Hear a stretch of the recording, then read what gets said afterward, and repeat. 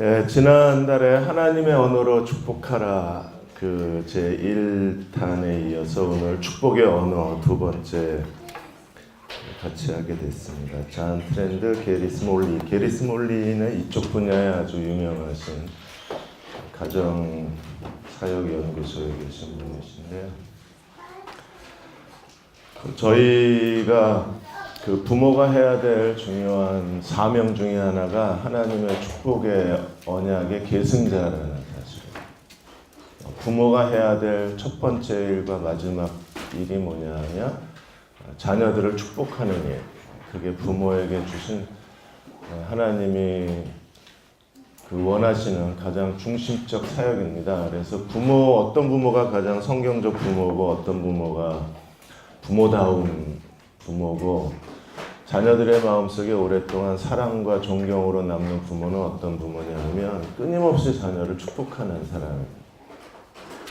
우리는 헬리콥터만 북유럽 스타일 여러 가지 자녀 양육에 대한 스타일을 많이 연구하고 또 그런 이론에 익숙해져 있는데 근데 오히려 하나님이 원하시는 부모 스타일에 대해서 자꾸 무관심해지고 소홀히 하고 중요성을 잘 인식을 못해요. 하나님이 원하시는 부모 스타일은 축복입니다.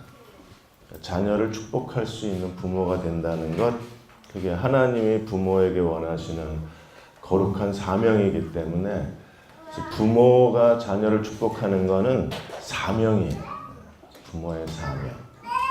우리가 축복의 사명이 있다는 사실을 알고 자녀를 축복하는 것이 부모의 의무라는 것만 마음에 깨닫고 그걸 마음에 간직할 수만 있다면 그 부모에게 맡겨진 아이들은 최고의 하나님의 은혜를 금총을 받은 사람이 되는 거예요. 그래서 지난 1월, 2월 세미나를 통해서 우리가 마음에 남겨야 될 거룩한 성경적 유산이 있다면 부모의 사명은 축복이다. 축복하는 일이다. 이걸 마음에 기억하고 그 축복을 어떻게 할 것인가에 대해서 유능한 사람이 돼야 돼요. 자녀를 축복하는 일에 아주 뛰어나고 탁월한 영적 기능과 그리고 자질을 가진 부모가 되는 게 우리에게 필요합니다. 페이지 4페이지로 들어가시면 축복을 찾아서 시작을 하겠습니다. 거기에 망가져버린 브라이언의 꿈이라는 글이 나오는데 책을 다 읽어오신 분들은 가슴이 아팠을 겁니다. 저도 마음이 많이 아팠습니다. 왜냐하면 아버지에게 마지막 인정받는 말을 듣고 싶어 했던 한 남자의 몸부림이 그대로 전달되어져 왔기 때문에 그렇습니다. 브라이언의 짧은 글을 읽으면서 나는 아버지에게 칭찬받은 적이 있나? 인정받은 적이 있나? 아버지 품에 안겨서 사랑한다는 말을 들은 적이 있나? 생각하니까 저도 없더라고요. 어느 날 저희 아버님이 뇌출혈로 3번째 쓰러지셨어요. 3번째 쓰러지실 때 이제 제가 그때 수원 형제 침례교회 개척을 하고 있었을 텐데 사무실에 있다가 불현듯 집에 가고 싶은 거예요. 5시밖에 안 된다고. 저희는 한 10시가 돼야 퇴근 시간이에요. 불현듯 집에 가고 싶어서 그래서 서둘러 집으로 왔는데 아버님이 아파트 1층 계단에서 쓰러져 계셨어요. 계단을 올라가다가 그대로 곤두박질 치시고 쓰러졌는데 얼마나 계신지 그걸 모르겠는 거예요. 이미 몸은 차가워지셨고. 그래서 이제 서둘러 의사를 부르고 이제 동서원병원 응급실로 갔는데 그 뒤로는 일어나지 못하죠. 갑작스러운 이별이 되어버린 거예요. 그러니까 이 브라이언도 갑작스러운 이별 상태가 되어버린 겁니다. 아버지가 해군 함장이었고 그 아버지는 아들을 멋진 군인으로 키우고 싶어서 어려서부터 집안에서 다정한 말, 부드러운 말이 금지된 상황에서 강한 남자로 그렇게 양육이 됐습니다. 그러다 고등학교 졸업하자마자 해병에 입대를 했는데 해병에서 여러 가지 사건을 일으키고 반항적인 행동으로 인해서 결국에 불명예 제대를 하는 순간 그때부터 아버지하고 이제 멀어지게 되죠. 그리고 아버지가 이제 쓰러진 이후에 이제 아버지에게로 갔는데 결국 그 의식을 잃어버린 아버지에게 그 마지막 한마디를 못 듣고 4시간 만에 아버지가 죽어요. 아버지로부터 인정받지 못한 이 브라이언이라는 사람은 그 책에도 써 있는 것처럼 굉장히 높은 지능을 가졌는데도 무능하게 사는 거예요. 아버지와의 관계가 깨지자 이 브라이언은 스스로 자기 무능을 못 벗어나는 거예요. 왜 축복을 해야 되느냐의 그 부모의 축복의 중요성이 여기 있는 겁니다. 이 부모는 자녀를 축복해야 된다는 부모의 사명에 대해서 전혀 인식이 없는 사람이에요.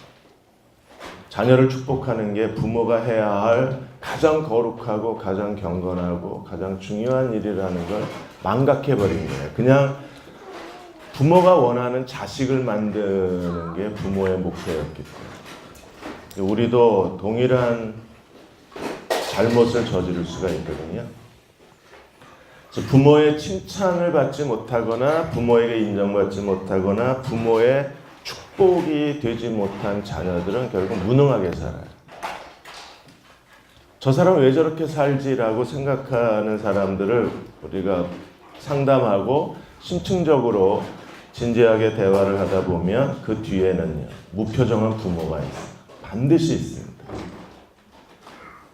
그러니까 부모는 자녀의 인생에 문을 열기도 하고 자녀의 인생에 문을 닫아버리기도 만들어요. 오늘 여러분들이 이제 내가 얼마나 자녀를 축복하는데 유능한 사람인가 그 축복의 지수를 평가할 거예요, 여러분이.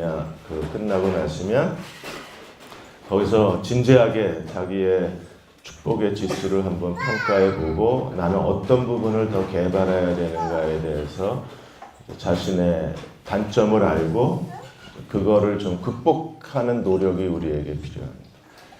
자, 6페이지로 가시면 거기에 그 에서의 절규가 나옵니다. 이 에서의 절규가 오늘 현대인들의 절규예요. 아버지여 내게 축복하소서, 내게도 그리하소서.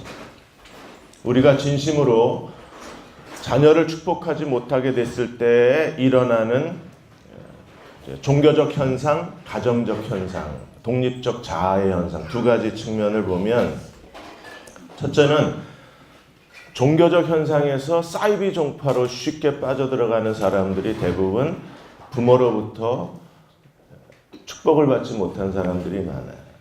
그 사람들은 부모에 대한 공허감이 남아있습니다. 영혼 속에. 그런데 사이비 종파에 들어가면요, 거기는 과도할 정도로 친절하고 지나칠 정도로 애정을 쏟아부어요. 그러니까 사람들은 진리냐 아니냐 그게 중요한 게 아니라 누가 나를 환영해 주느냐, 누가 나를 인정해 주느냐, 누가 나를 사랑해 주느냐 그 애정에 흡착이 돼버리는. 그러니까 사이비 종파는 이걸 너무나 잘 알아요. 교회에서 인정받지 못하고 교회에서 아웃사이더가 되고 교회에서 이너서클에 들어가지 못하고 서성거리는 사람들은 전부 사이비 종파의 먹잇감이 되는 거예요. 그 사람들의 이 흡인력은 엄청납니다. 진공청소기도 그렇게 강력한 진공청소기가 한번 쑥 빨아 들어가면 순식간에 넘어요. 그게 다 애정결핍에서 오는 현상이 사이비 종파의 증가입니다. 한국도 최근에 사이비 종파가 굉장히 강력해졌어요.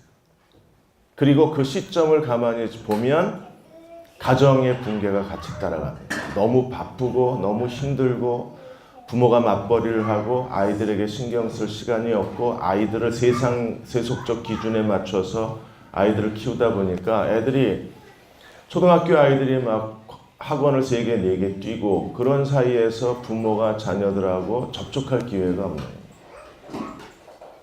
그러면 아이들은요, 이 세상에 적합한 아이로 키우겠다는 부모의 과도한 욕심이 결국에 부모와 자녀의 단절을 가져오고, 이런 애정 결핍의 문화 속에서 자라는 아이들은 순식간에 빠져들어요. 멀쩡한 사람들이 들어가는 걸 보면 우리가 충격을 받잖아요. 그 이유가 가정의 애정 결핍의 그 원인이 있어요.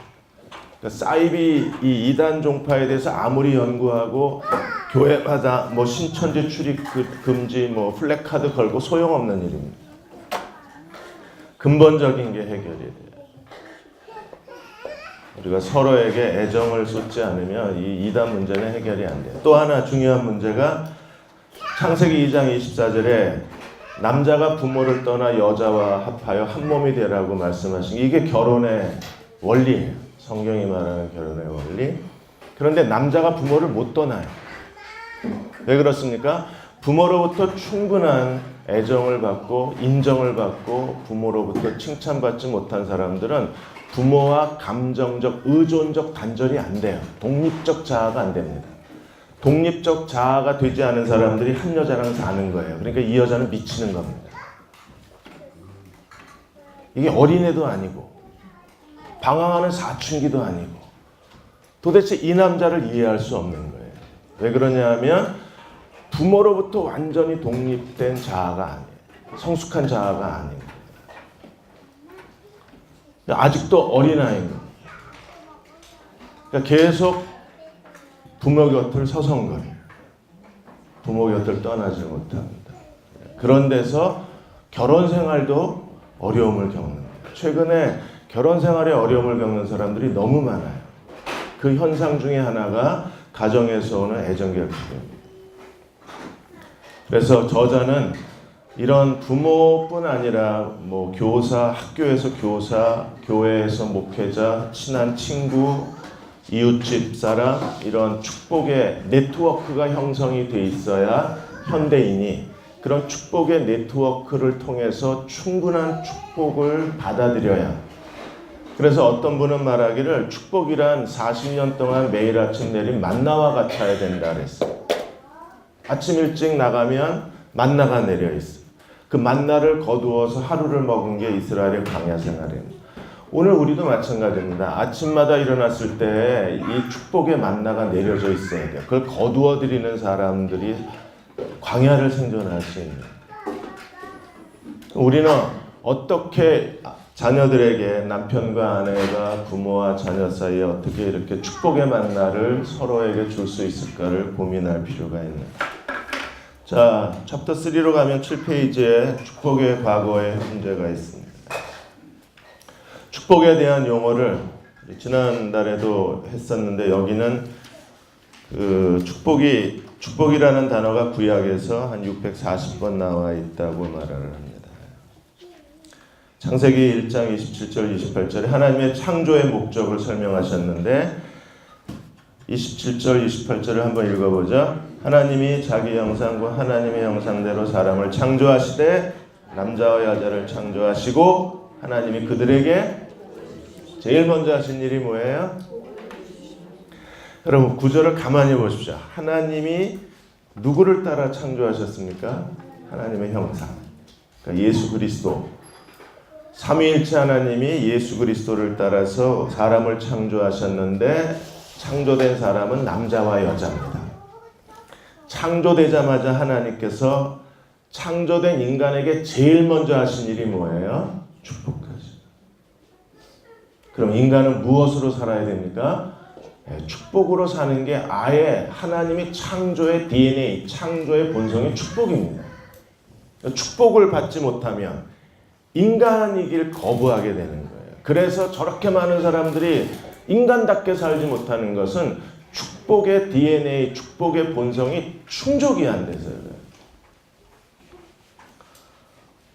너무나 많은 사람들이 사나운 얼굴 표정을 하고 길거리를 돌아다녀요.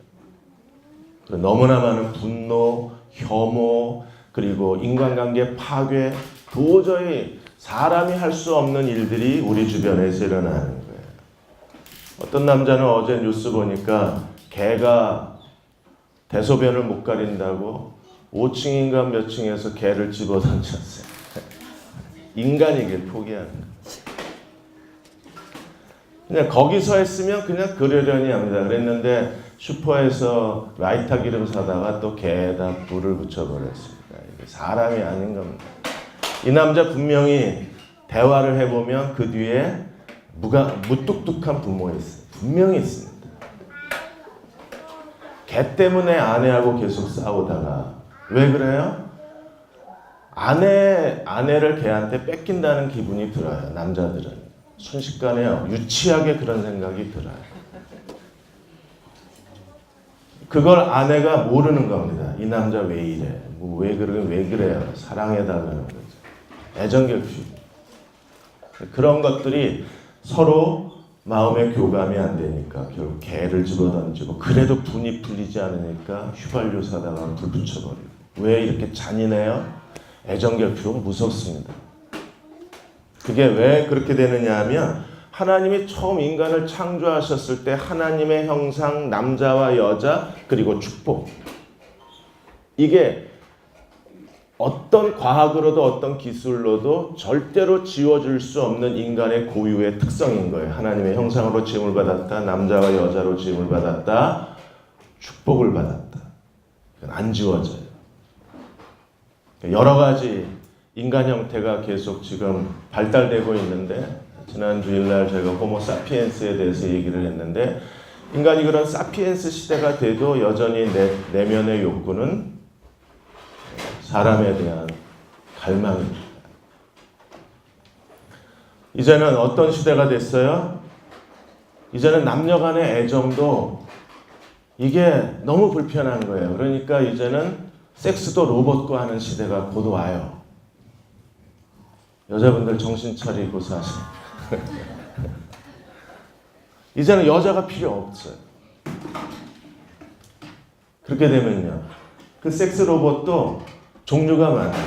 지적인 여자, 섹시한 여자, 다정한 여자, 이렇게 해서 로봇이 종류가 여러 가지. 이게 곧 현실화됩니다.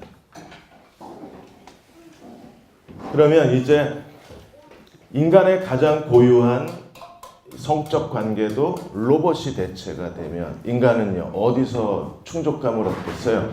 그 차디찬 로봇에게서 차지 않대요. 따뜻하대요. 정확하게 36.5도의 체온을 갖고 있다. 그러니까 사람은 사랑을 받아야 사는 거예요.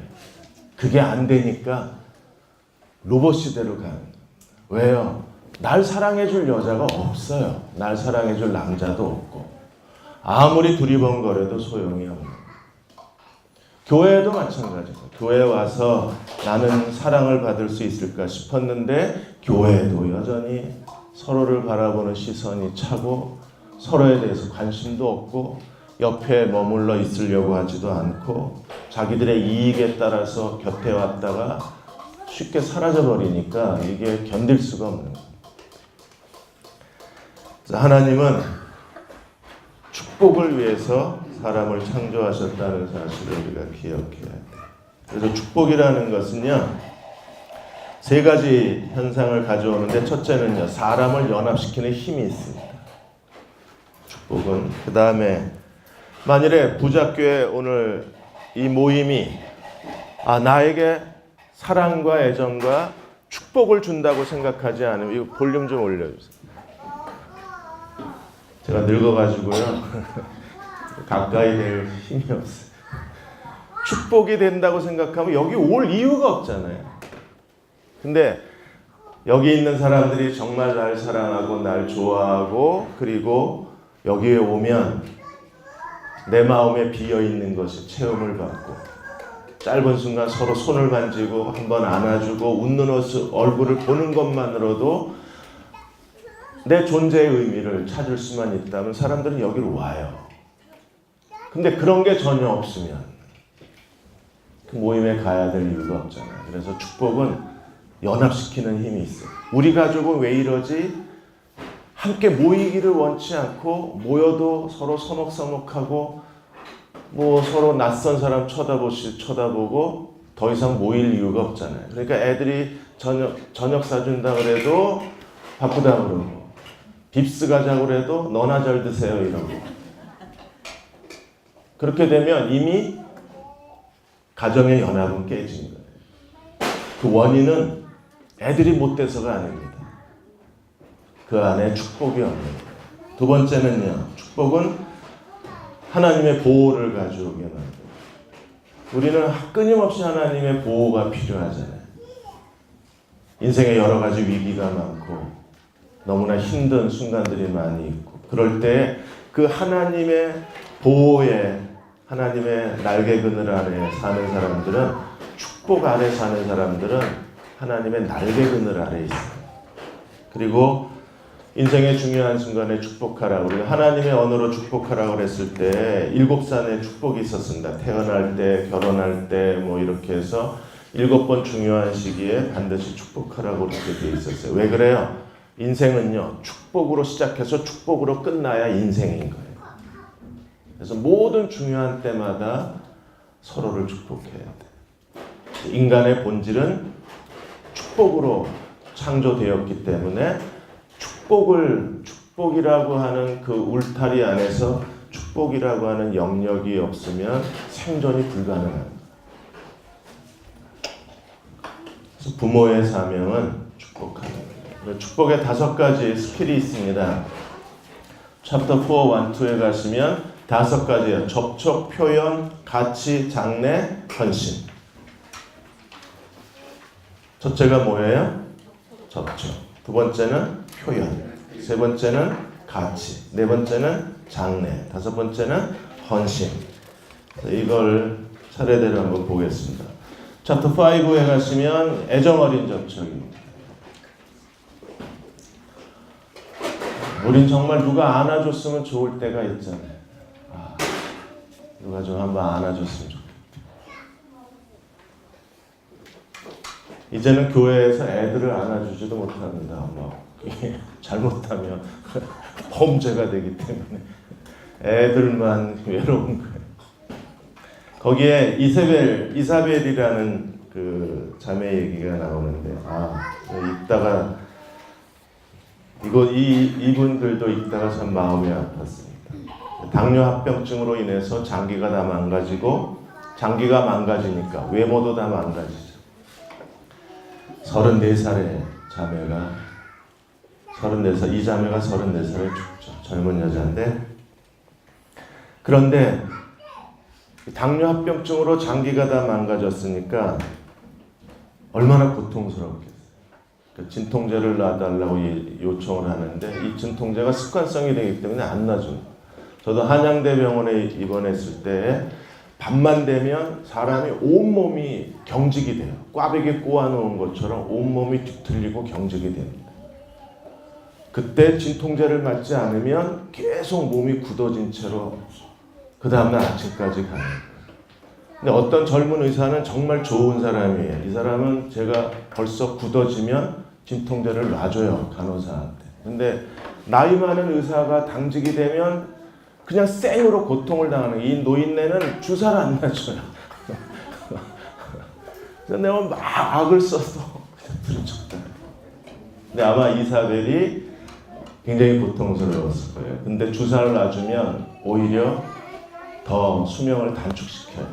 나중에 보니까 나이 많은 의사가 아무래도 경험이 많으니까 이럴 때 주사를 놔주면 몸이 그대로 그 상태로 기능이 멈춰버린대요. 회복이 안 되고.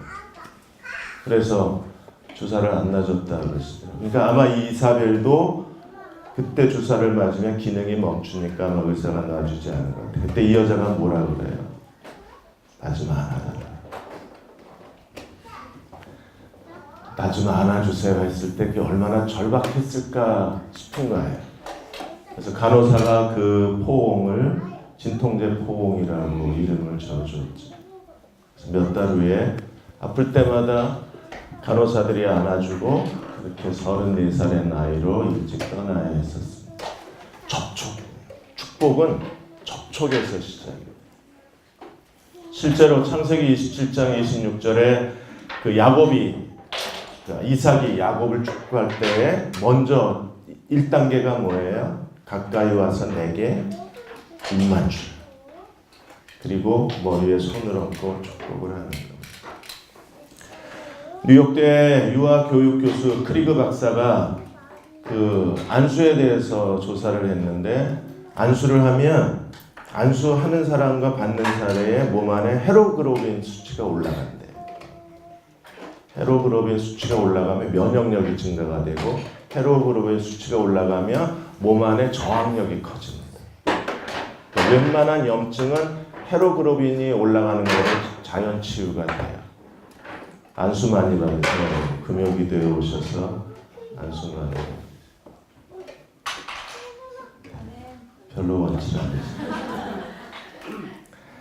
자, UCLA 대학의 감정과 신체 건강에 대해서 조사를 했는데, 건강한 감정 상태, 항상 긍정적이고 유쾌하고 진실하고 다정한 그런 건강한 감정 상태, 건강한 신체 상태가 유지가 되려면 남녀가 하루에 8번 내지 10번을 껴안아줘야 된대요. 그래서 오늘부터 여러분들이 그래 결심했어 하고 10번씩 껴안아주면 돼요. 결심. 아침에 그냥 나가는 거 불러서 야! 불러서 안아주고 가! 이러면 오자마자 술 취해서 비틀거리는 남편한테 냄새나 저리 가가 아니라 야! 안아주고 가! 애들도 하루에 8번에서 10번. 호응하는 게 축복의 시작인 거예요. 엄마가 너 축복하는 거 알지? 그리고 냄새나! 가서 씻어 이러면요. 축복이 아니에요. 경쟁심이 많고 긴장형의 A타입의 남자도 하루 3번 내지 4번 아내가 안아주면 생명을 2년을 연장시킵니다. 그 인간 오래 사는 거 보기 싫으면 안 안아주십니다. 마이애미 의과대학에서는 접촉 연구소라는 게 있습니다. 스킨 타치 연구소가 있는 거예요. 이게 타치가 하나의 학문의 영역이 될 정도로 현대인에게 너무나 중요해요. 그래서 미숙아에 대해서 40 내지 50회 마사지를 해준 아이들하고 접촉 마사지를 안 받은 아이들의 성장 속도를 비교했더니 결과가 뻔하죠. 마사지 받은 아이들이 훨씬 체중이 빨리 증가가 됐습니다. 양로원에서 최근에 그 치매 노인들의 치료 요법으로 각광을 받는 게 뭐야? 재작년부터인가 작년부터 시작이 된 게 애완동물 테라피입니다. 그래서 개하고 고양이를 줬더니 치매 노인들의 지능이 향상이 된 거예요. 그게 접촉에서 오는 신체 발달, 접촉에서 오는 신경의 회복입니다. 그 정도로 접촉이 우리에게 중요합니다. 그냥 갈 수 없죠. 옆 사람을 이렇게 안아주겠습니다. 꼭 안아주겠습니다.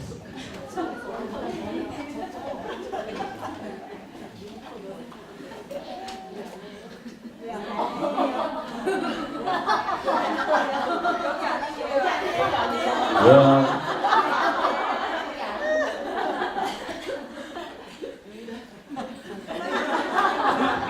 발로 툭 쳤어.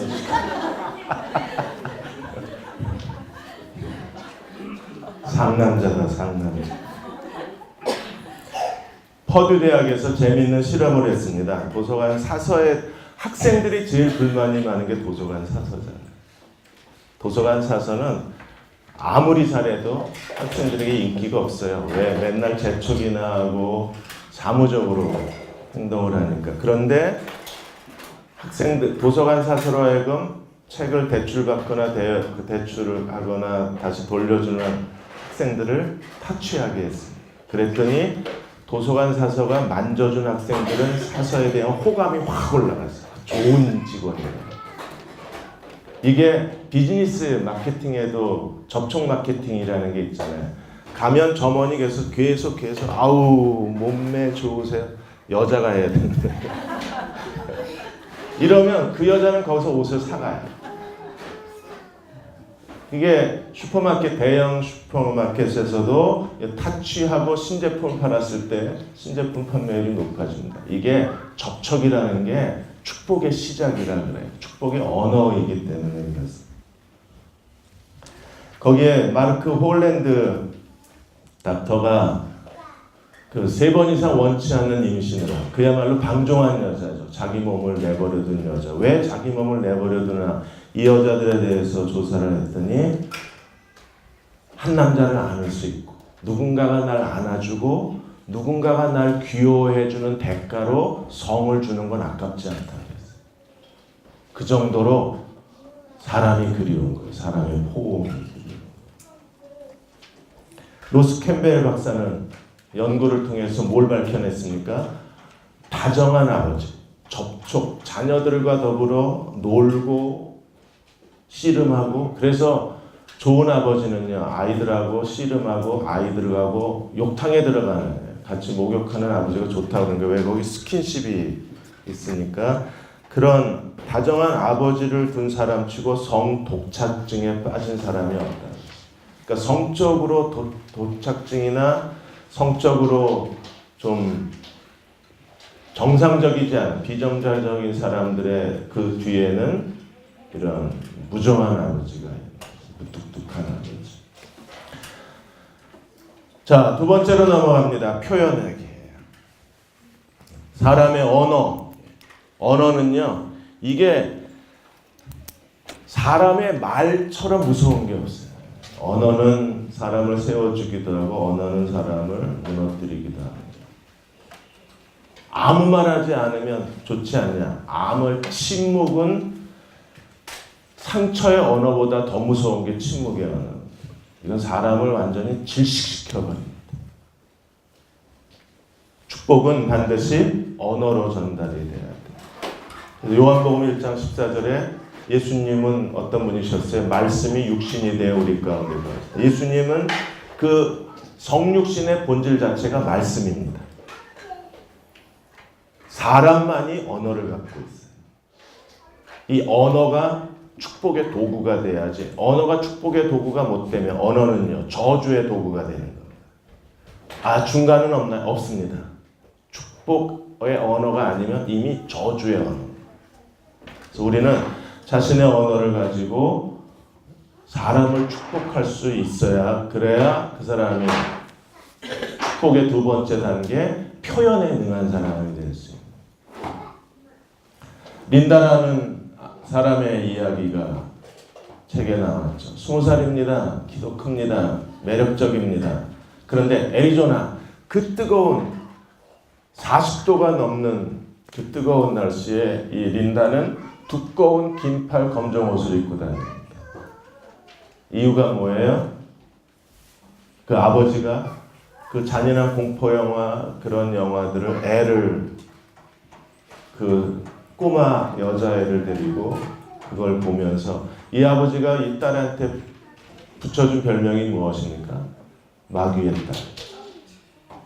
애를 마귀의 딸로 이름을 붙여. 그러니까 애도 어느 사이에 마귀처럼 하고 다니는 거예요. 긴 팔 외투를 입고 그 40도가 넘는 더위. 부모가 내뱉은 언어 한마디가 아이의 인생을 완전히 망가뜨려요. 그야말로 저주가 되어버립니다. 그래서 게리 콜린스 박사가 이 사람한테 하나님의 자녀라는 별명을 다시 붙여줬어요. 그 아이는 이제 하나님의 아들로 변화되기를 시작합니다. 왜 그래요? 언어에 대해서 야고보서에서 3가지를 얘기해요. 하나는요, 재갈, 또 하나는 배 키, 또 하나는 지옥불. 잘못 던져진 말 한마디가 아이의 인생을 다 불태워버릴 수 있어요. 왜? 말은 지옥불이기 때문에. 우리가 대화의 시간을 찾아야 됩니다. 말로 표현하려면 대화의 시간을 찾아야 돼요. 그래서 제일 두려운 게 매일 하지, 시간이 되면 하지. 그러다가 우리는 어느 사이에 아이가 커가는 모습을 지켜보지를 못합니다. 부모가 정말 관심을 다하고 온 힘을 다해서 해야 될 일이, 오늘 내 아이를 말로 축복해. 축복하는 일입니다. 하워드 핸드릭슨, 이분은 기독교 교육에 뛰어난 학자십니다. 이분이 20년 이상 결혼 생활을 한 사람들 중에 이혼이나 또는 부부관계에 어려움을 겪고 있는 부부들을 대상으로 해서 상담을 하는데, 하워드 핸드릭슨 목사님이 항상 먼저 하는 질문이 뭐냐면 사랑한다는 말을 언제 했느냐. 대부분의 남자들은 결혼식장에서 했다고. 그 다음에 안 했냐? 내 아내는 내가 자기를 사랑하는 걸 알고 있다고. 아내에게 묻습니다. 아냐고. 아내들이 대답을 하나. 사랑은 표현되지 않으면 사랑이 아니야. 알지? 뭘 알아? 그냥 내가 사랑하는 거 알지? 이렇게 물어봐도 되는데 사랑자는 빼요. 이제는 나 뜨겁고 재미없고 시시하고 얼굴 쳐다도 보기 싫고 이러니까 사랑한다는 말이 안 나와요. 그런데 거꾸로 사랑한다고 말하면 감정이 생겨요. 감정이 생겨서 말하기를 기다리면 그럼 관 속에 들어가서 백골이 돼도 감정이 안 생겨요. 그런데 말을 하면 감정이 생겨요. 연습해 보겠습니다. 옆 사람하고 사랑합니다.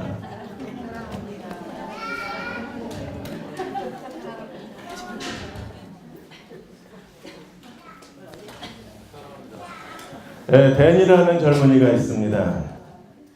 한 번도 부모에게 칭찬과 인정을 받지 못하고 살았습니다. 그런데 어느 날 거의 전 과목을 올 A를 받자 부모가 칭찬을 한 거예요. 그때부터 댄은 부모에게 칭찬받는 길을 찾은 겁니다. 그래서 남들이 놀 때 놀지 않고 열심히 공부해서 좋은 성적을 거두려고 자기가 할 수 있는 최선을 다해요. 네, 좋은 성적을 거두어야만 부모가 인정을 해줍니다. 여러분도 그렇지 않습니까? 성적이 잘 나와요. 우리 아들 잘했네. 우리 딸 잘했네. 애가 이렇게 되면 성취형 인간으로 바뀌어요. 성취형 인간이 뭡니까? 야망과 성공을 쫓는 사람이에요. 그러면 그 다음부터 수단 방법을 안 가리고 자기가 원하는 것을 성취하려고 합니다. 왜? 그래야 인정을 받으니까. 그래야 사람들이 자기를 알아주니까. 그래서 명성과 성공을 쫓는 사람으로 바뀌어졌으면 이게 애정결핍이 가져오는 전형적인 형태가 됩니다. 이 사람들 무섭습니다. 잔인할 정도로 자기 자신의 성공만을 생각하고 사는 사람. 그러니까 명성과 성공이라는 무지개를 쫓기 시작하면 아내도 없고 자식도 없어요. 자기는 성공을 해야 인정받는다고 이미 삶의 공식이 만들어졌기 때문에 아무도 이 삶의 공식을 깨뜨릴 수가 없는. 헤비타트 운동을 일으키신 분도 이게 성취형 인간이잖아요. 그러다 어느 날 아내가 아이들하고 더불어서 편지 하나 써놓고 가출해버려요.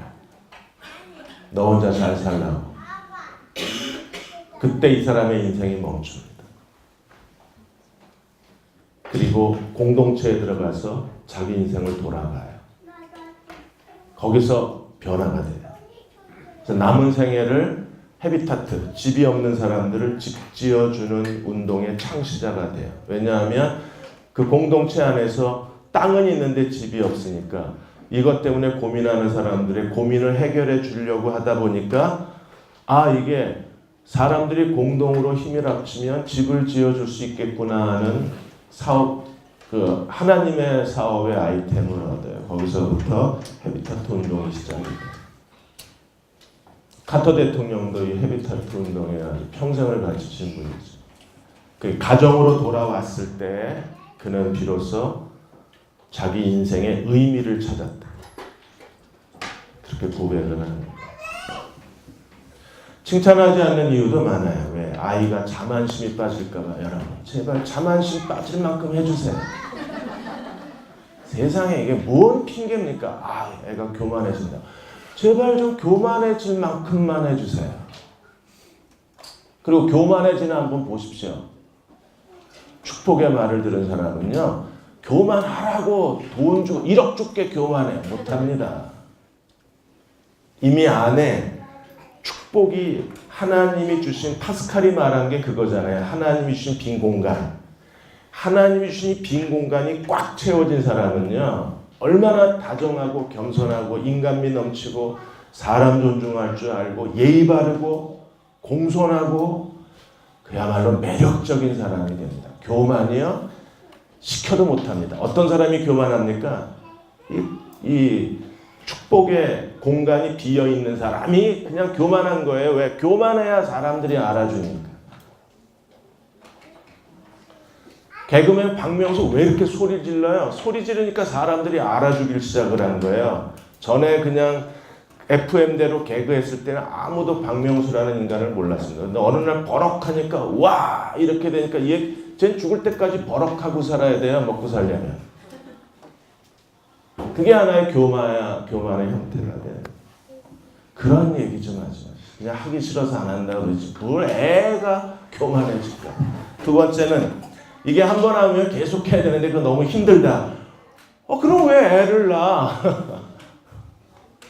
정말 부모가 중노동이지만 해야 될 일이 뭐예요? 항상 축복하라. 쉬지 말고 축복하라. 범사에 축복하라. 얘는요, 맛있는 음식 안 사줘도 돼요. 생일날 엄마가 잊어버려도 아무 상관이 없어요. 좋은 옷 안 입어도 돼요. 아이는 매력적인 사람으로 자라나는. 세 번째는 뭐라 그럽니까? 왜 칭찬하냐 할 때 애가 습관이 된대. 아이고 제발 좀 습관이 될 때까지만 해주세요. 부모에게 칭찬 듣는 게 습관이다. 얼마나 아름다워요. 이게 얼마나 거룩해요. 습관이 될까봐 못하겠다가 아니라 습관이 되게 내가 해주겠다 해보세요. 축복을 듣는 게 습관이 된 사람이 어떻게 바뀌지? 여러분 정관장 광고 보셨어요? 그거 정말 매력적이더라고요. 그 공로상 이래가지고 애들이 자기 아빠한테 뭐 우리를 키우고 뭐 먹여 살리느라고 수고하셨습니다. 그래서 나만 봤어. 또 시아버지가 며느리한테 공로상 상장 써주고 그러지 말고 해봐. 남편한테 공로상 이래가지고 우리 가족 먹여 살리느라고 고생했는데 그 공로를 인정하여 가족의 이름으로 치하노라 이러고 정관장 하나 사가지고 그 다음에 세 번째는 뭡니까? 가치 부여를 해야 돼요.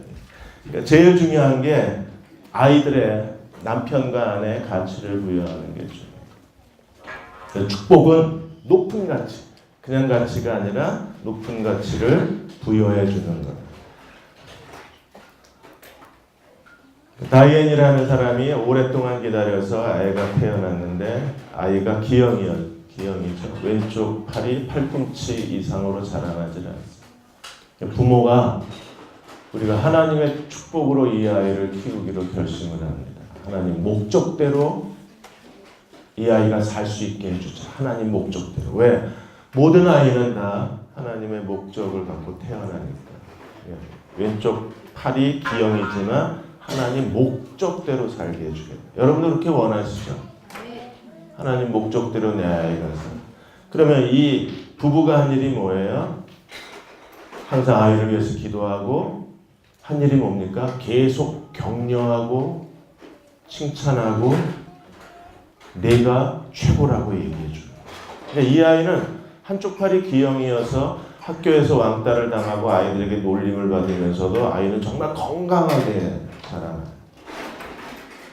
부모의 축복 가운데 부모의 사랑, 부모의 헌신, 부모의 축복 가운데 아이가 그러니까 너는 우리에게 최고의 아이야. 너는 하나님이 내게 주신 선물이야. 이런 말을 듣고 자란 아이는 스스로 자기에게 높은 가치를 부여합니다.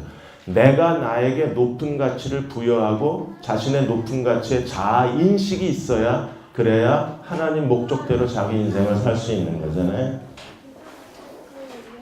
창세기 27장 27절 29절에서 이삭은 뭐라 그랬습니까? 내 아들의 향취는 여호와의 복 주신 밭의 향취.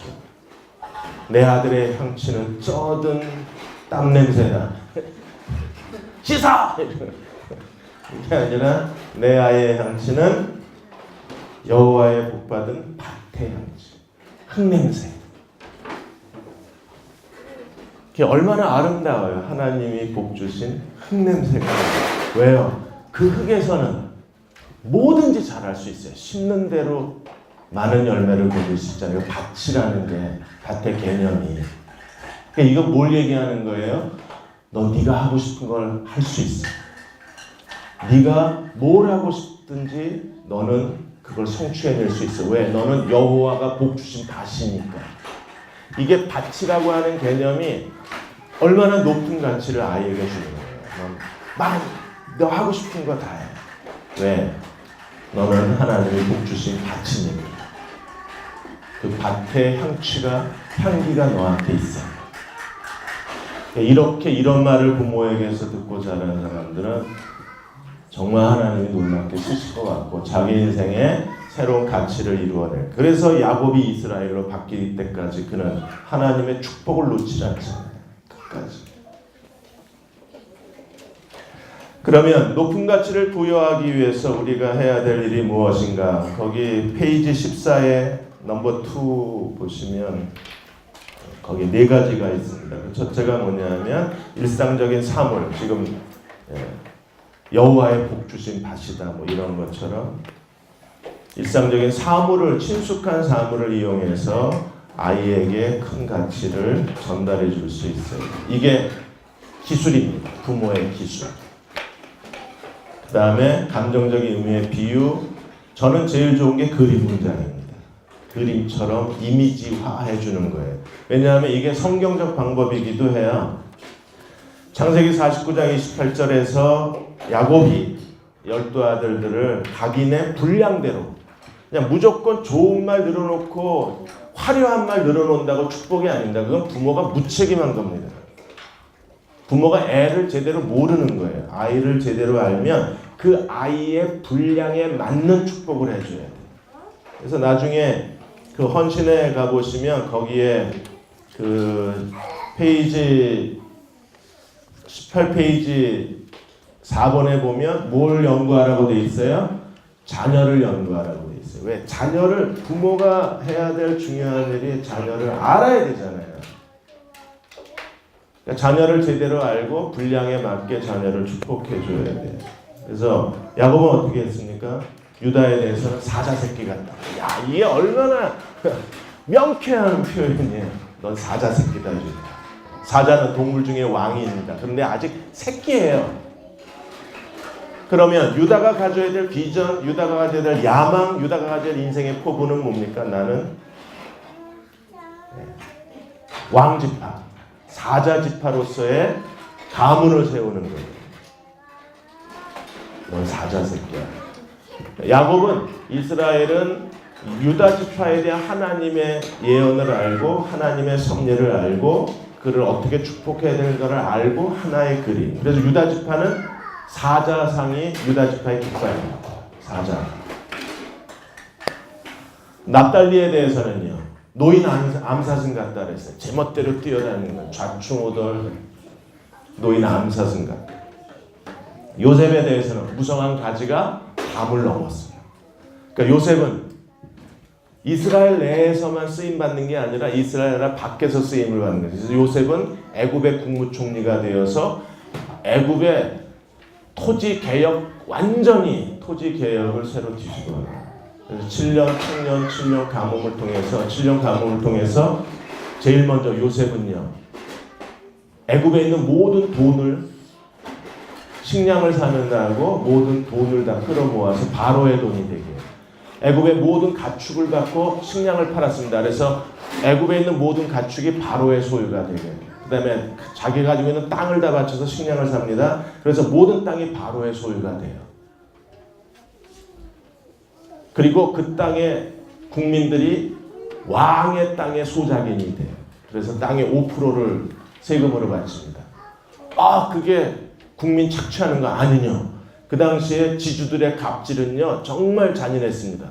99% 자기가 가져가고 농사진 소작인에게 1%를 주는 이 악질 갑지주들이 많았어요. 그런데 왕이 소유하게 되면서 5%만 나라에 바치니까 95%를 국민이 먹으면서 정말 풍요로워하지. 가지가 담밖을 넘어갔어요. 그러니까 자녀를 잘 알고 자녀의 분량에 맞게 축복해 주는데 제일 좋은 게 그림 언어. 너는 뭐뭐 같아. 만일에 여러분이 개를 키워서 그 개가 똘똘이라고 그러면 우리 가족이 다 똘똘이 좋아하지. 그럼요. 근데 엄마는 똘똘이보다 네가 더 소중해. 이러면요. 애가 똘똘이 쳐다볼 때마다 너보다 내가 나 이렇게. 이 하나의 곁에 있는 사물을 가지고 아이의 가치를 부여해줘요. 그 다음에 장래, 반드시 미래에 대해서 얘기를 해야 되는데 근데 우리는요. 예언의 능력이 없잖아요. 그런데 부모가 자녀를 연구하면 자녀가 뭘 하기를 원하는지 알면 그거에 대해서 아이들에게 이야기해 줄 수 있어요. 영화 마라톤에서 배영진 씨 실화잖아요. 마라톤이. 엄마가 이 아이가 나이 20살이 됐는데도 5살 지능을 가진 아이가 정말 이 아이가 뭘 할 수 있을까 고민하다가 달리기를 잘한다는 걸 엄마가 찾아내요. 그런데 이 배영진 씨가 다니는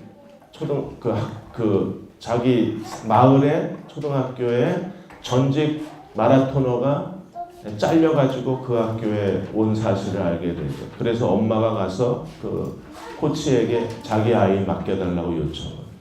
엄마가 그 아이를 마라톤으로 키워내는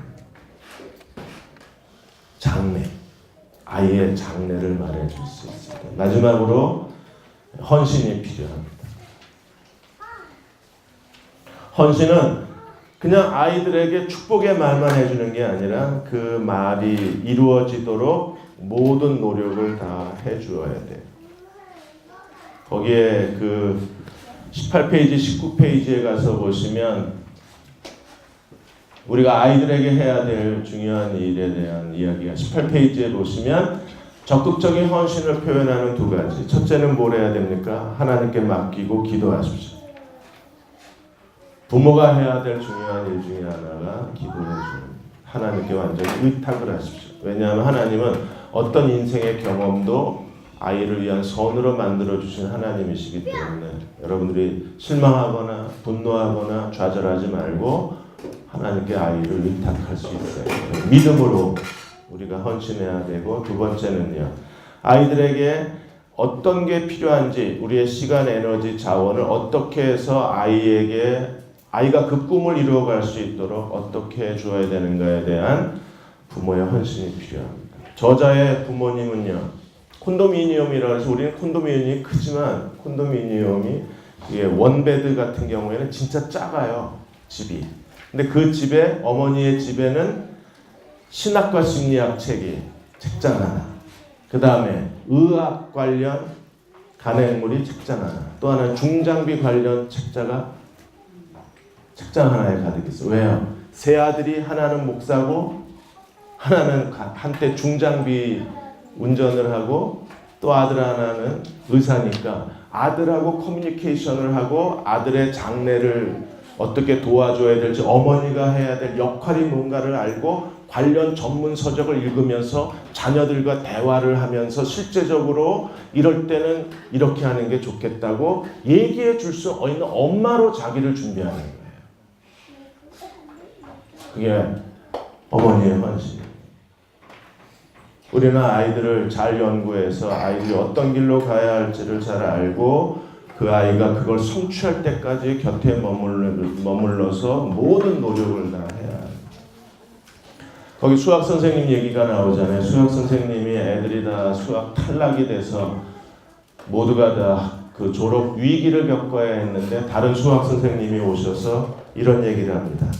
만일에 너희들 가운데 탈락한 학생이 있으면 내가 실패한 것으로 간주하겠다. 이 말을 듣고 아이들이 용기를 갖습니다. 그 말은요, 너희 중에 한 사람도 탈락하지 않게 내가 모든 노력을 다하겠다. 그래서 방과 후 수학 공부를 하고 토요일날 수학 캠프를 열고 수학을 가르치고 끝나면 배구, 농구하고 이렇게 해서 선생님이 모든 노력을 다해서 그 반 학생들은 한 사람도 수학 탈락자가 없어요. 그게 헌신인 겁니다. 너는 앞으로 이런 아이가 될 거야. 그리고 엄마는 놀러 다니고 커피나 마시러 다니고 브런치 드시러 다니면 애는요, 애에게 실제적으로 엄마가 뭘 해야 될지를 알게 해줄 필요가 있습니다. 마르시아라는 아이가 학습 지진하잖아요. 그래서 어느 날 학교에서 통보를 받습니다. 학습 지진학원에 들어갔다. 근데 부모는 학습 지진하지만 부모는 이 아이의 재능을 알아봐요. 이 아이가 아이들을 가르치고 아이들에게 설명하고 그 아이들에게 어떤 사물에 대해서 이해시키는데 탁월한 능력이 자기 딸에게 있다는 걸 알아요. 그래서 아이로 하여금 그 유치원 선생님, 영화부 선생님인가 그런 걸 하는데 유치부 보조교사를 집어넣어요. 그러니까 애가 거기서 자기 재능이 확인이 됩니다. 그리고 어느 날 이 아이가 나는 유치원 선생님이 되겠다고 선언을 해요. 아무도 이 아이가 선생이 될 거라고 생각을 못했습니다. 엄마가 헌신을 합니다. 선생이 될 수 있어. 선생의 자질이 있어. 그래서 남들은 4년에 졸업하는 그 프로그램을 이 아이는 6년 6개월이 걸립니다. 왜? 남들이 30분 할 수 있는 공부를 얘는 1시간이 넘어야 돼요. 그런데 기어이 엄마가 옆에서 같이 공부하고 같이 책을 읽고 같이 격려해서 학교를 졸업했는데 다른 그 졸업생들은 아직 직장을 못 구했는데 얘는 졸업하자마자 초등학교 1학년 교사로 이미 배정이 돼요. 왜?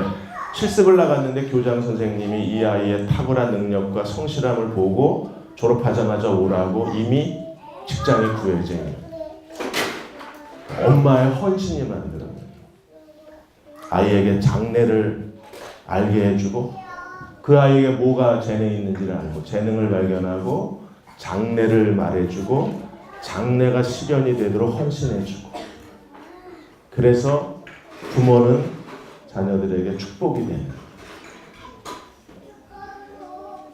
괜히 애를 낳아가지고 아니에요. 신나는 일입니다. 그것만큼 신나는 일이 어디 있어요? 아이들은요 아직 개발되지 않은 미지의 세계잖아요. 그걸 찾아주고 비전을 찾아주고 재능을 찾아주고 장래를 말해주고 곁에서 도와주고 좋은 부모가 되시길 바랍니다. 부모의 사명은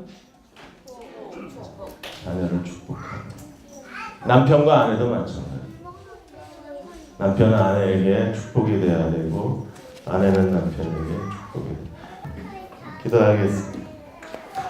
아버지 하나님, 부모의 사명은 축복하는 일이라는 것을 저희가 다시 그 사명감 앞에 서기를 원합니다.